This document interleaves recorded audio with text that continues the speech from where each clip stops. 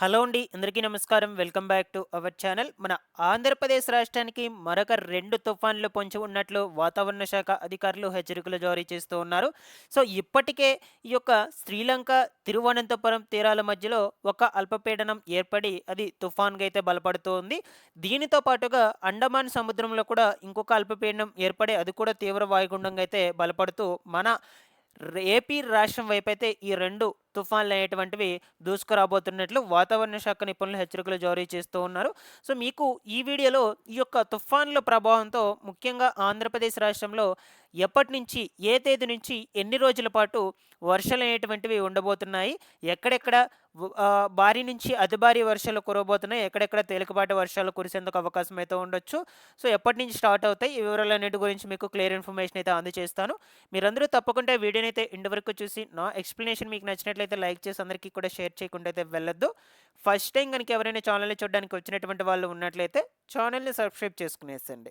Late చేయకుండా టాపిక్‌లో గనుక వచ్చేసినట్లయితే ప్రస్తుతానికి బంగాళాఖాతంలో 2 అల్పపీడనాలనేటువంటివైతే కేంద్రీకృతం అయ్యున్నాయన్నమాట. ఇవి కొంచెం కొంచెంగా బలపడుతూ ఉన్నాయన్నమాట.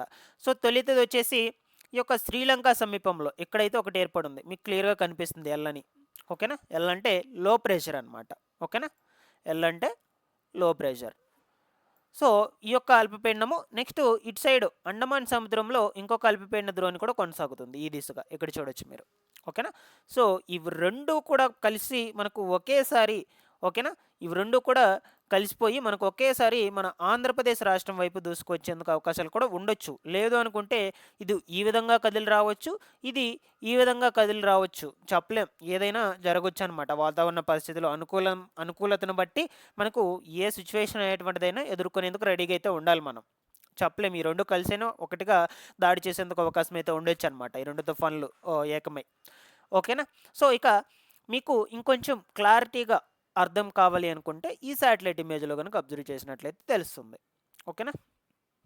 ఇక్కడ చూడొచ్చు. ప్రస్తుతానికైతే ఇక్కడ కేంద్రీకృతం అయితే అయ్యున్నాయన్నమాట ఇవి 2. మనకు 26వ తారీఖు కల్లా ఏ పొజిషన్‌కొచ్చుంటాయో ఆ విషయం గురించి కూడా చూపిస్తాను మీకు క్లియర్‌గా ఈ శాటిలైట్ ఇమేజ్‌లో. ప్రస్తుతానికొచ్చేసి ఇక్కడొకటి, ఈ కొలంబో దగ్గర ఒకటి, దాని తర్వాత ఇక్కడ ఈ అండమాన్ నికోబార్ దీవుల దగ్గర ఒకటి కేంద్రీకృతం అయితే అవుతుందన్నమాట. సో, ఇదొచ్చేసి మాక్సిమం మనకు వాతావరణ శాఖ నిపుణులు అంచనా వేసినటువంటి దాని ప్రకారం ఈ దిశగానే కదులుతూ మన ఏపీకి దగ్గరగా వెళ్ళడం జరుగుతుంది. యాక్చువల్‌గా ఇది ఈ యొక్క విశాఖపట్నము, కాకినాడ, ఒరిస్సా తీరాల మధ్యలో తీరం మీద దాటబోతున్నట్లు అంచనాలైతే వేస్తూ ఉన్నారు. బట్ చెప్పలేం మనకు వాతావరణ పరిస్థితులు ఏ విధంగానైనా మార్పు జరగొచ్చు ఎప్పటికప్పుడు. సో, ఇవి 2 అయినా కలిసిపోయి సో, ఈ విధంగా 2 అనేటువంటివి కలిసిపోయి ఇక్కడి నుంచి ఇక్కడ కలిసిపోయి మనకు ఈ ప్లేస్‌లో కలుస్తాయనుకోండి. సో, ఇక్కడి నుంచి ఈ 2 ఒకే దిశగా అయితే కదులుతూ మన ఏపీ రాష్ట్రం వైపైన దూసుకొచ్చేందుకు అవకాశాలైతే కూడా ఉండొచ్చనమాట. చూద్దాం. ఎలా మార్పులనేటువంటివి జరుగుతాయో. బట్ 26 సాయంత్రం కల్లా 26వ తారీఖున సాయంత్రం కల్లా అంటే రేపు సాయంత్రం కల్లా చూడొచ్చు.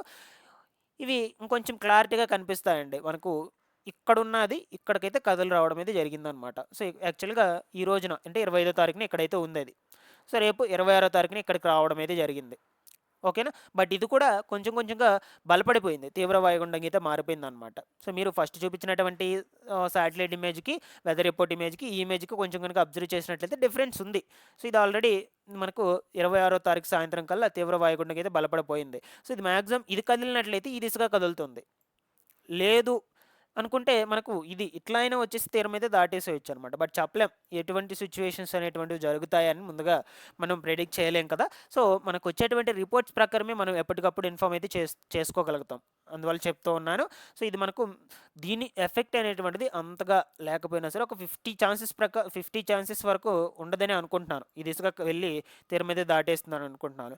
ఇది మాత్రం ఖచ్చితంగా మన ఆంధ్రప్రదేశ్ రాష్ట్రం వైపే దూసుకురావడానికైతే ఉంటుందన్నమాట. మన ఆంధ్రప్రదేశ్ రాష్ట్రం వైపే వస్తుంది. దీని ప్రభావంతో మాక్సిమం మనకు 27, 28 తారీఖుల నుంచి వర్షాలయ్యేటువంటివి పడేందుకు అవకాశాలైతే ఉండొచ్చు. ఈ నెలాఖరు వరకు ఉంటాయి మనకు 28, 29, 30 తారీఖుల వరకు. మేబీ ఉండొచ్చు. 1 తారీఖు కూడా ఉండేందుకు అవకాశాలైతే ఉండొచ్చనమాట. ఎక్కువగా కోస్తాంధ్ర జిల్లాలకు, ఈ సముద్ర మట్టానికి ఆనుకున్నటువంటి కోస్తాంధ్ర జిల్లాలు ఏవైతే ఉన్నాయో వీటికి ఎక్కువగా వర్షపాతం అనేది నమోదయ్యేందుకు అవకాశాలైతే ఉండొచ్చనమాట. ఈ బ బే ఆఫ్ బెంగాల్‌లో ఏర్పడినటువంటి అల్పపీడన ప్రభావంతో. ఓకేనా? ఇక్కడి వరకు క్లియర్‌గా అర్థమైందని అనుకుంటున్నాను. సో, ప్రస్తుతానికొచ్చేసి మనకు 2 అల్పపీడనాలు అయ్యేటువంటివి ఏర్పడున్నాయి బంగాళాఖాతంలో. మీకు క్లియర్‌గా కూడా కనిపిస్తుంది. ఇక్కడొకటి, ఇక్కడొకటి. ఓకేనా? దీని ప్రభావంతో వచ్చేసి మనకు ఈ కోస్తాంధ్ర జిల్లాలకే ఉంటాయి. బట్ దక్షిణ కోస్తాంధ్ర జిల్లాలు కూడా ఉంటాయి. తిరుపతి, చిత్తూరు, నెల్లూరు, అనంతపురము, కడప, కర్నూలు వీటికి కూడా ఉంటాయి. బట్ అంత ఎఫెక్ట్ భారీ వర్షాలు అనేటువంటివి దీనికి ఉండవన్నమాట. కురిస్తే ఒక మోస్తరుగా నుంచి మెండుగా పడతాయి. బట్ ఈ కోస్తాంధ్ర జిల్లాలకు మాత్రం అతి భారీ వర్షాలు అనేటువంటివి కురిసేందుకు అవకాశాలు అయితే ఉండొచ్చనమాట. నేను ఎప్పటికప్పుడు మీకు ఇన్ఫార్మ్ అయితే చేస్తూ ఉంటానండి. బట్ ఈ 2 రోజులు మాత్రం ఈరోజు, రేపటి రోజున రాష్ట్రంలో ఎక్కడా కూడా వర్షాలు అనేటువంటివి లేవు. మనకు ఎండ అనేటువంటిది కొంచెం ఎక్కువగానే, ఉష్ణోగ్రతలు అనేటువంటివి ఎక్కువగానే ఉంటాయన్నమాట ఈరోజు, రేపు. ఆల్మోస్ట్ ఆల్ 27 కూడా అట్లాగే ఉండొచ్చు వెదరు. బట్ నేను చెప్తాను ముందు ముందు రోజుల్లో వెదర్ రిపోర్ట్ ఎలా ఉంటుంది అని. ఓకేనా? సో మీరు రెగ్యులర్గా ఈ యొక్క వెదర్ రిపోర్ట్స్ గురించి తెలుసుకోవాలి అనుకుంటే ఛానల్ని సబ్స్క్రైబ్ చేసుకునేసి రెగ్యులర్గా పెట్టేటువంటి వీడియోస్ని ఫాలో అప్ చేస్తున్నాను. Thanks for watching this one.